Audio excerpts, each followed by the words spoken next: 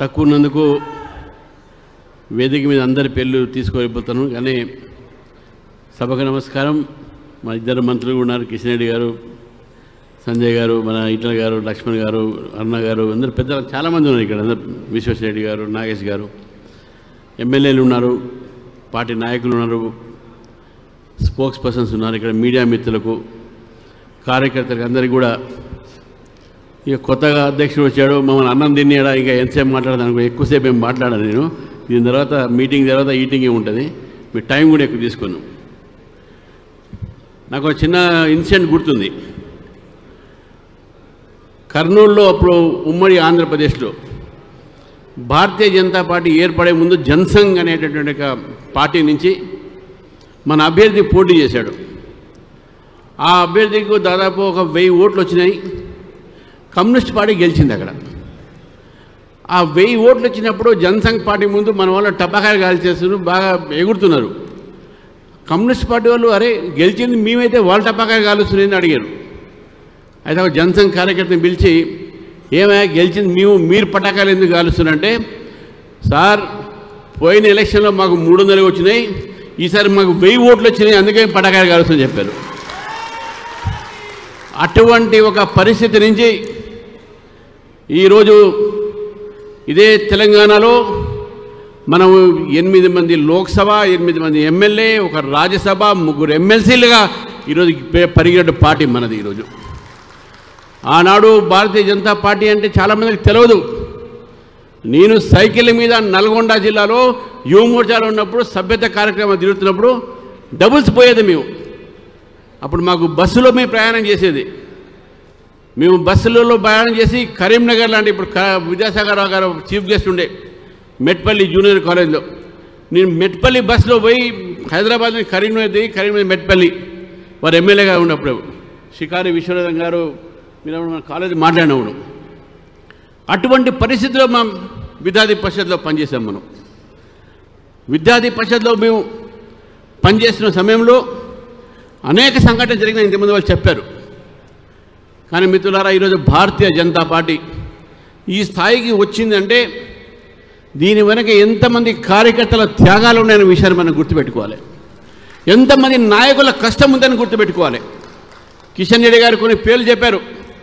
DSP Reddy గారు, చలపతిరావు గారు, వి రామారావు గారు, బండా దత్తాత్రేయ గారు, విద్యాసాగర్ రావు గారు, డాక్టర్ లక్ష్మణ్ గారు, అదేవిధంగా కిషన్ రెడ్డి గారు, వారి పేరు చెప్పలే, వారు కూడా ప్రెసిడెంట్గా ఉండే మనకు ఇంతమంది ప్రెసిడెంట్ ఈ యొక్క రాష్ట్రానికి చేసినటువంటి, అప్పుడు ఉమ్మడి రాష్ట్రం కానీ తెలంగాణ కానీ చేసిన తర్వాత వాళ్ళ ఒక కృషి, వాళ్ళ రక్తము, వాళ్ళ చెమట ఈరోజు ఈ పార్టీ యొక్క ఈ పెరుగుదలలో ఉందని చెప్పేసి విషయాన్ని మనం గుర్తించాలి మిత్రులారా. భారతదేశంలో 11 సంవత్సరాల నుంచి మనం పరిపాలిస్తున్నటువంటి ఒక పార్టీ. నరేంద్ర మోదీ గారి యొక్క ఆశీర్వాదం, అమిత్ షా గారి యొక్క ఆశీర్వాదంతో, మనకు నడ్డా గారి యొక్క ఆశీర్వాదంతో, బిఎల్ సంతోష్ యొక్క ఆశీర్వాదంతో, జాతీయ నాయకులతో పాటు రాష్ట్రంలో ఉన్నటువంటి కిషన్ రెడ్డి గారు కానీ, లక్ష్మణ్ గారు కానీ, సంజయ్ గారు కానీ, ఇక్కడ వేదిక మీద అందరి పెద్దల యొక్క ఆశీస్సులతో ఈరోజు భారతీయ జనతా పార్టీ తెలంగాణ రాష్ట్రానికి నన్ను అధ్యక్షుడిగా వీళ్ళు ప్రకటించడం అనేది ఇది నేను చాలా హర్షంగా, గర్వంగా కూడా భావిస్తూ ఉన్నాను. 14 కోట్ల మెంబర్షిప్స్తోని ప్రపంచంలో అతిపెద్ద పార్టీ భారతీయ జనతా పార్టీకు, ఈ తెలంగాణ రాష్ట్ర శాఖకు నేను అధ్యక్షుడు అయినా అంటే ఇది నా కోసం కాదు, ఈవెన్ కార్యకర్తలు కూడా, ప్రతి ఒక్క కార్యకర్త కూడా గర్వించాల్సిన అవసరం ఉన్నది. ఈరోజు మనము ప్రపంచంలో అతిపెద్ద రాజకీయ పార్టీ. ఈ రాజకీయ పార్టీలో సేవ చేయడానికి నాకు ఒక అవకాశం వచ్చిందంటే ఈరోజు నేను కార్యకర్తగానే పనిచేస్తా, కానీ నేను అధ్యక్షుడుగా, మీరు అధ్యక్షులు ఇక్కడ నేను కాదనే విషయాన్ని కూడా నేను తెలియజేస్తాను మిత్రులారా. ఇంతకుముందు లక్ష్మణ్ గారు చెప్పారు సమస్త నిర్ణయం ఉండాలని చెప్పేసి, సమగ్ర నిర్ణయం ఉండాలని చెప్పేసి. Yes, there will be a collective leadership ఉంటుందని చెప్పేసి కూడా మీ అందరికీ తెలియజేస్తాను మిత్రులారా. ఈరోజు నిజంగా ఈరోజు పార్టీ పెరిగిందనే విషయాన్ని కూడా నేను చెప్తాను. ఎందుకు పెరిగిందంటే నల్గొండ జిల్లాలో మైసయ్య గౌడ్ అనేటటువంటి ఒక భారతీయ జనతా పార్టీ కార్యకర్తని నెక్సలైట్ రోడ్డు మీదకి తీసేసి గ్రామానికి పోతే పార్టీ పని మీద తను చంపడం జరిగింది.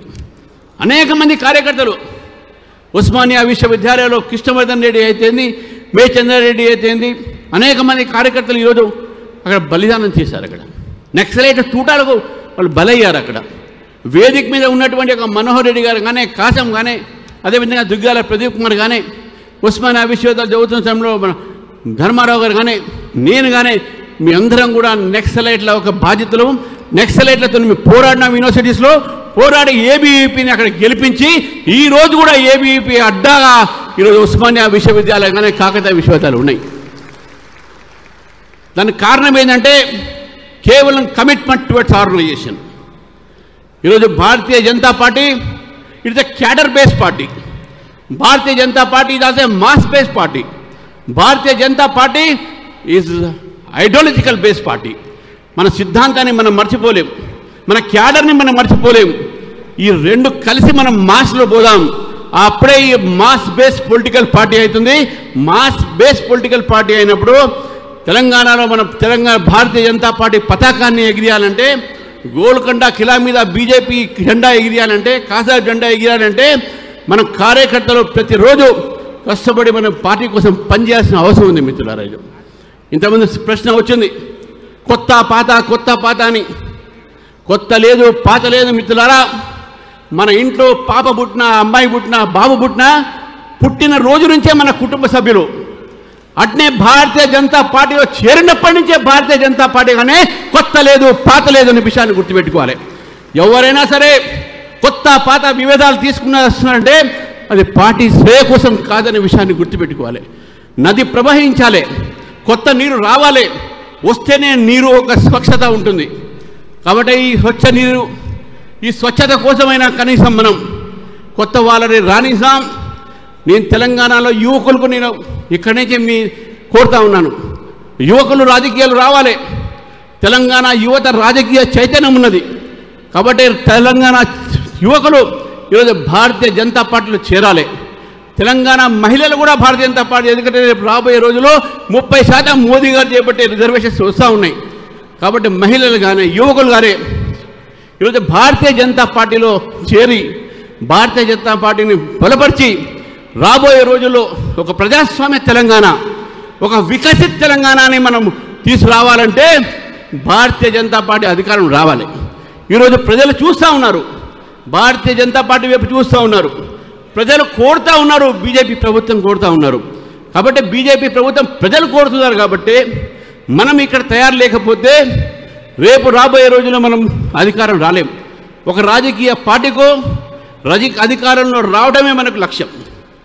అధికారంలో రావాలంటే మనం కార్యకర్తలుగా ప్రజల్లో పోవాల్సిన అవసరం ఉన్నది. మన ముందు ఉన్నటువంటి ఛాలెంజ్ ఉన్నది. ఇప్పుడు రేపు రాబోయే రోజుల్లో ఇక్కడ లోకల్ బాడీస్ ఎలక్షన్స్ జరుగుతాయి, స్థానిక ఎన్నికలు జరుగుతాయి. ఇంతకుముందు చెప్పారు కిషన్ రెడ్డి గారు, పంచాయత్ సే పార్లమెంట్ తక్ భారతీయ జనతా పార్టీ గెలవాలి, ఆ ప్రయత్నం జరగాలి. కాబట్టి స్థానిక ఎన్నికల్లో కూడా భారతీయ జనతా పార్టీ పోటీ చేసి మనం డెఫినెట్గా మన ఒక బలాన్ని తెలంగాణలో పెంచాల్సిన అవసరం ఉందని చెప్పేసి కూడా తెలియజేస్తూ, మిత్రులారా రెండు విషయాలు మీకు చెప్పి ముగిస్తాను. ఎందుకంటే ఇవాళ కేవలం మనం సంస్థాగతంగా నేను అధ్యక్షుడు కాబట్టి ఎక్కువ రాజకీయాలు బోధించుకోలేదు. ఈరోజు చాలా సోషల్ మీడియాలో చూస్తూ ఉన్నాం, యూట్యూబ్లో చూస్తూ ఉన్నాం. ఒక మన దగ్గర ఉన్నటువంటి బీఆర్ఎస్ సోషల్ మీడియా ఒక వాట్సాప్ ఒక యూనివర్సిటీ పెట్టుకుంది, fake news creation. Congress party అది కూడా ఒక పెద్ద యూనివర్సిటీ పెట్టుకుంది ఫేక్ న్యూస్ కోసం. ఈరోజు ట్రోలింగ్ చేస్తాను సంజయ్ గారు చెప్పారు. ఈరోజు ట్రోలింగ్ చేస్తున్నారు. ఎవరిని ట్రోలింగ్ చేయనియండి. నా మీద నేను చెప్పారనుకోండి, కానీ వాళ్ళకి చెప్పదలుచుకున్నాను. రామచంద్రరావు అనే వ్యక్తి నేను క్యాంపస్ చదువుతున్న రోజుల్లో మీరు అనుకున్నట్టు సౌమ్యుని కాదు, 14 సార్లు జైలుకు పోయేసినటువంటి వ్యక్తి. నేను విద్యార్థుల కోసం పోరాడి పోలీసులు దెబ్బతిన్న వ్యక్తిని నేను. నక్సలైట్ని అరెస్ట్ చేయమని చెప్పి జితేందర్ రెడ్డి మర్డర్ తర్వాత అసెంబ్లీ ముందు నేను ధర్నా చేస్తుండగా ధర్మారావు తెలుసు, పోలీసులు నన్ను లాఠీ చార్జ్ చేస్తే నా చేయి ఇరిగినటువంటి విషయాన్ని మీకు తెలియజేస్తాను మిత్రులారా. సిద్ధాంతం కోసము, కార్యకర్త కోసము మనం త్యాగాలేయడానికి సిద్ధంగా ఉన్నాం. అగ్రెసివ్ అంటే ఏదో గుండెలిప్పి కాదు, అగ్రెసివ్ అంటే సిద్ధాంతం మీద నమ్మకమైన విషయాన్ని గుర్తుపెట్టుకోవాలి మిత్రులారా. ఇది అగ్రెసివ్నెస్. రామచంద్రరావు సోముడు కావచ్చు, మెత్తడు కావచ్చు, ఎస్. కానీ యుద్ధంకి దిగితే ఇప్పుడే నీకు కత్తి తీసాను బయట, కత్తి పొడవనుగానే ఈరోజు ప్రజాస్వామ్యం నడవదు. కానీ ప్రజాస్వామ్య పద్ధతిలో ఈ ప్రభుత్వం వ్యతిరేకంగా పోరాటం చేస్తాం. నేను పోరాటం చేసి విద్యార్థి పరిషత్ నుంచి, విద్యార్థి దశ నుంచి ఇక్కడ దాకా వచ్చాను. నేను అడ్వకేట్ల కోసం నేను పోరాడాను, న్యాయవాదుల కోసం పోరాడాను, టీచర్ అడ్వకేట్ మన విద్యార్థుల కోసం పోరాడాను. ఈరోజు తెలంగాణ ప్రజల కోసం పోరాడతాను. మీరందరూ కలిసి, నేను సైతం మీరందరూ కూడా నాతో కలిసి ఇక్కడ ఉన్నటువంటి స్టేజ్ మీద ప్రతి ఒక్క నాయకుడి యొక్క సంబంధించినటువంటి ఒక ఏదైతే మనకు ఈ ఉన్నారో నాయకత్వము కలిసి ఒక కలెక్టివ్ లీడర్షిప్తోని ఇప్పుడు కూడా చెప్తున్నాను, నా నిర్ణయం ఒక నిర్ణయం కాదు, అందరి నిర్ణయం తర్వాతనే అది నేను ఎగ్జిక్యూటివ్ మాత్రం చేస్తాను. చెప్పారు ఇంతకుముందు లక్ష్మణ్ గారు. Ramachandra will only preside, collective decision will taken. Yes, it will happen like that. కాబట్టి మిత్రుల, తెలంగాణలో మాకు భవిష్యత్ చాలా ఉంది. చివరికి ఈరోజు నాకు ఈ అవకాశం ఇచ్చినట్టు మిత్రులందరికీ మరొకసారి చెప్తా ఉన్నాను, సోషల్ మీడియా మీరు కూడా ఏ దాంట్లో మీరు క్యారీ అవుట్ కాకండి. మీరు సోషల్ మీడియాతో చూసి, స్వామి వివేకానంద ఒక మాట అన్నాడు, believe in a thing it is true because you have seen it. Believe in a thing it is true because someone, do not believe in a thing in a true which is true because someone has said it is true. Do not believe in a thing that is true because someone has seen and said that you are true, that is true. Believe in a thing that is true which you yourself realize it as truth. అందుకనే social media వాళ్ళు కొత్తగా వాట్సాప్లలో దాన్ని చేస్తూ ఉన్నారు. అది మనం believe చేయడానికి అవసరం లేదు. నా మీద నా ఎవరి మీద ఉన్నా మనం బాధపడాల్సిన అవసరం లేదు. దమ్ముంటే, డమ్మి అనే మాట దగ్గర దమ్ముంటే ఎదురుగా వచ్చి పోరాడండి, అది అసలైన దమ్ము.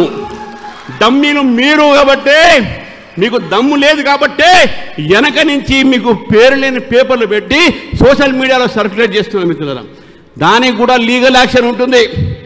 ఇంతకుముందు చెప్పారు లక్ష్మణ్ గారు, రామచంద్రరావు క్రిమినల్ అడ్వకేట్ అని. క్రిమినల్ అడ్వకేట్ తప్పుడు ప్రచారాలు చేస్తే వాళ్ళ మీద కూడా క్రిమినల్ కేసేసి తప్పకుండా జైలుకు పంపిస్తుంది. చివరికి మనకు క్రమశిక్షణ చాలా అవసరం. క్రమశిక్షణతో మనం పార్టీని ముందు తీసుకుపోవాలి. క్రమశిక్షణ రహితమైనటువంటి ఒక ఏదైతే మన కార్యకర్తలైనా సరే, ఎవరైనా సరే, దాన్ని మనం భరించేది లేదు. కాబట్టి మిత్రులారా, క్రమశిక్షణతోని సిద్ధాంతాన్ని మనం ముందుకు తీసుకుపోదాం. తెలంగాణ ప్రజల ఆకాంక్షల మేరకు పనిచేస్తాం. రాబోయే రోజుల్లో ఈ యొక్క ప్రభుత్వం వ్యతిరేకమైనటువంటి ప్రజా వ్యతిరేకమైన ఒక విధానాలు దాని మీద పోరాటం చేసి చివరికి ఇక్కడ పెద్దలు ఇద్దరు ఉన్నారు, అభయ్ పాటిల్ గారు మన ఇన్ఛార్జ్, అదేవిధంగా చంద్రశేఖర్జీ గారు మన ఆర్గనైజింగ్ సెక్రటరీ. మరి వారు మనకు గైడెన్స్ ఇస్తారు, మార్గదర్శనం చేస్తారు.